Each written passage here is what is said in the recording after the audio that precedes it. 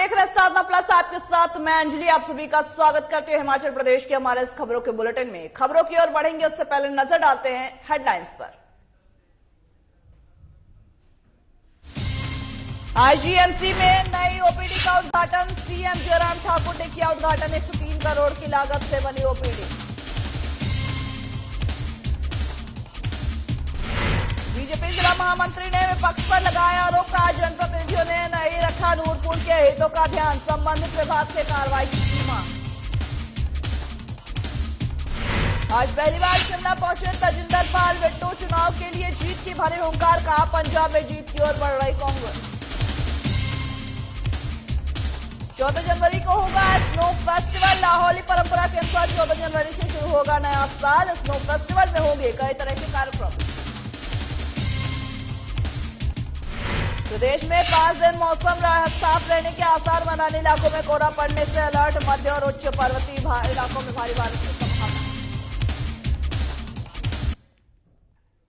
IGMC में मुख्यमंत्री जयराम ठाकुर ने नए ओपीडी ब्लॉक का उद्घाटन किया है। इसमें आईजीएमसी में मरीजों को कई सुविधाएं भी मिलेंगी और साथ ही साथ उन्हें बेहतर इलाज भी मुहैया कराई जाएगी। अस्पताल में रोजाना बहुत ज्यादा भीड़ होती है, अब नई ओपीडी से मरीजों को दिक्कतों का सामना नहीं करना पड़ेगा। इस दौरान ही सीएम ने बताया है कि आईजीएमसी का प्रदेश में स्वास्थ्य सुविधाएं देने के लिए महत्वपूर्ण स्थान है। 103 करोड़ की लागत से बनी हुई ओपीडी भवन से पूरे प्रदेश के लोग लाभान्वित होंगे। इसमें 10 विभागों को ओपीडी चलाई जाएगी। साथ ही पुराने ओपीडी में भीड़ ज्यादा होने के कारण लोगों को काफी परेशानियों का सामना करना पड़ता था, जिससे कि अब उनको निजात मिलेगी। वहीं उन्होंने बताया कि ट्रॉमा सेंटर भी बनकर तैयार हो गया है, जिसे मई या फिर जून में जनता को समर्पित कर दिया जाएगा। साथ ही सीएम ने आगे कहा कि अगर कोरोना के मामले बढ़ते हैं तो और भी ज्यादा बंदिशें लगाई जाएंगी। बंदिशें लगा करके साथ ही साथ कोरोना के जो तीसरी लहर उसके लिए भी तैयारी रखी जाएगी। वहीं 13 जनवरी को प्रधानमंत्री सभी मुख्यमंत्रियों से वीडियो कॉन्फ्रेंसिंग के दौरान चर्चा भी करेंगे। उसके बाद ही ज्यादा बंदिशों पर विचार भी किया जा सकता है।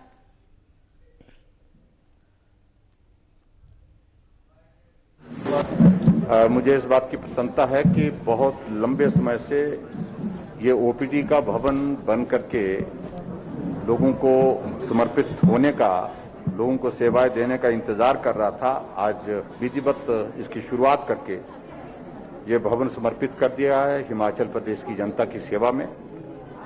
और यहाँ 10 ओपीडी 10 ओपीडी यहाँ लगेंगी और उसके कारण जो हमारे पास जो आईजीएमसी में बहुत जो कंजस्शन हो गई थी, कंजस्टेड हो गया था सारा ओपीडी का ब्लॉक ऊपर वाला, तो वो अब जो है बाकी स्वास्थ्य की सुविधाओं के लिए वहां उपयोग किया जा सकता है। और उसके साथ साथ में मैं ये भी कहूंगा कि आईजीएमसी में जो एक्सपेंशन की जो जरूरत महसूस की जा रही थी जितनी, उसको भी हमने पूरा करने की दृष्टि से उसको काफी हद तक जितना स्कोप निकल सकता था उसको पूरा करने में हमने अपनी भूमिका निभाई है।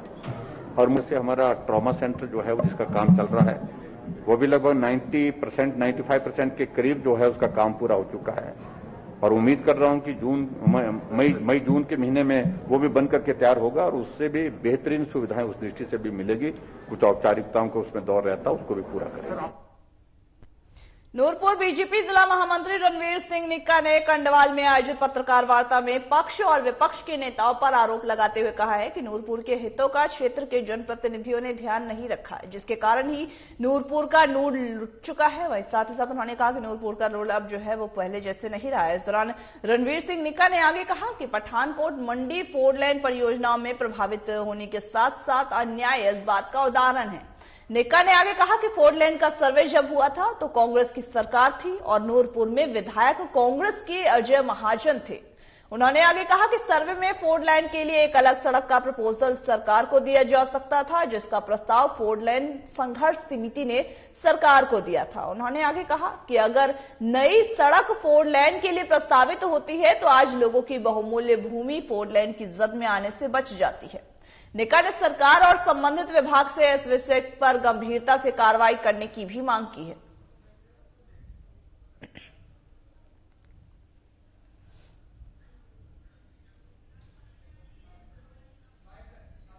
इस रोड को छोड़कर अन्य कोई और नया मार्ग बना लेते जहां से हमारे लोग विस्थापित नहीं होते और नई और हमारी जो साथ लगती जमीन है और आबाद होती। वहां पर कई लोगों को रोजगार खोलने का मौका मिलना था, उनकी जमीनों की वैल्यू भी बन जानी थी और लोगों का रोष भी नहीं होना था कि हमारी जमीन के कम पैसे दिए या ज्यादा दिए, या हमारे घर बीच में आए। बीच में कुछ लोगों ने रखा था, उनके समक्ष रखा था। माननीय हमारे यहाँ के राकेश भारती जी हैं, उन्होंने भी प्रपोजल रखा था कि जो हमारा जहाँ से ब्रिज है उससे एक साइड लाइन होके जबर खड़ के किनारे किनारे सीधा जसूर की ओर उसको मिला दिया जाता तो हजारों एकड़ जो भूमि है वो आबाद होती, यहाँ पर भी काफी लोग बसते। तो इन लोगों को ये चाहिए था कि हमने अपना इलाका, हमने अपना नूरपुर कैसे आगे लेके जाना था, मगर आज फिर भी हम ये कहना चाहते हैं कि 4 बरस बीत गए, फिर भी लोग इतने परेशान हैं। बिजली के लिए कितने कितने दिन में बार बार कट लग रहे हैं। नूरपुर शहर में आज जाके आया हूँ, पानी की इतनी ज़्यादा समस्या है। वहाँ पे लेडीज बोल रही है कि इतनी इतनी दूर से हमें पानी लाना पड़ता है, मात्र 15 मिनट पानी हमें मिल रहा है।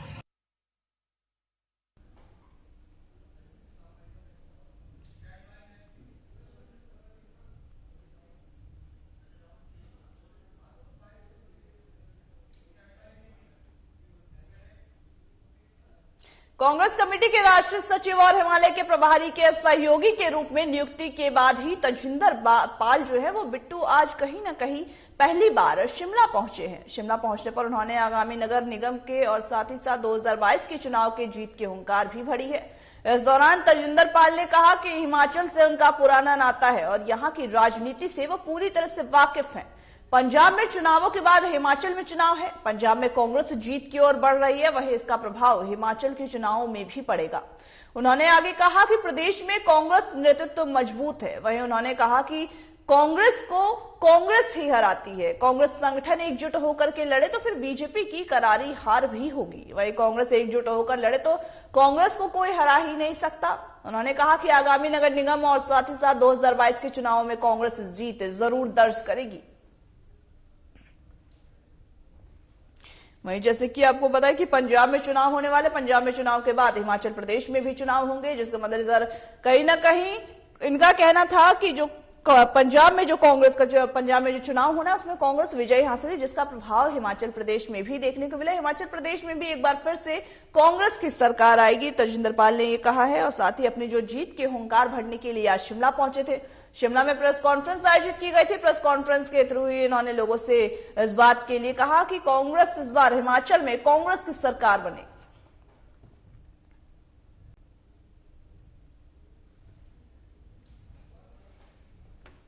कांग्रेस कमेटी के राष्ट्रीय सचिव और जो हिमाचल के प्रभारी है तजिंदर पाल, जो कि आज शिमला के दौरे पर थे। शिमला के दौरे के दौरान ही इन्होंने जो पंजाब में जो कांग्रेस की हालत है उसके बारे में भी कहा। वही साथ ही साथ ये भी कहा कि कांग्रेस जो है वो कांग्रेस के साथ ही, कांग्रेस को अगर कोई हरा सकता है वो सिर्फ कांग्रेस ही। और साथ ही ये भी कहा कि कांग्रेस अगर संगठन होकर एकजुट होकर के लड़ती है तो बीजेपी उन्हें हरा सके, ऐसा मुमकिन नहीं। साथ ही उन्होंने यह भी कहा कि इस बार जो 2022 में चुनाव होने हैं उसमें कांग्रेस ही जीत दर्ज करेगी। साफ साफ उन्होंने शब्दों में ये कह दिया कि इस बार कुछ भी हो जाए हमारी रणनीति इतनी प्रबल है, हमारी रणनीति इतनी तगड़ी है कि इस बार हिमाचल प्रदेश में कांग्रेस की सरकार ही आएगी, बीजेपी की सरकार नहीं आने वाली है। बीजेपी को इस बार ये लोग मुंह तोड़ जवाब देंगे।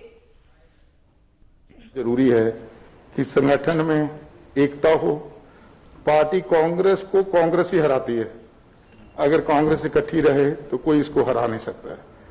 तो मैं ये आशा करता हूं कि आने वाले समय में हम लोग, क्योंकि मैं तो इनको यहां पे असिस्ट करने आया, हिमाचल का भी चुनाव नजदीक है क्योंकि पंजाब के तुरंत बाद ही हिमाचल का चुनाव है और मेरे को लगता है कि पंजाब में हम बहुत बड़ी जीत की तरफ अग्रसर हैं, जीत रहे हैं हम, और उसका असर हिमाचल के चुनाव में भी पड़ता है।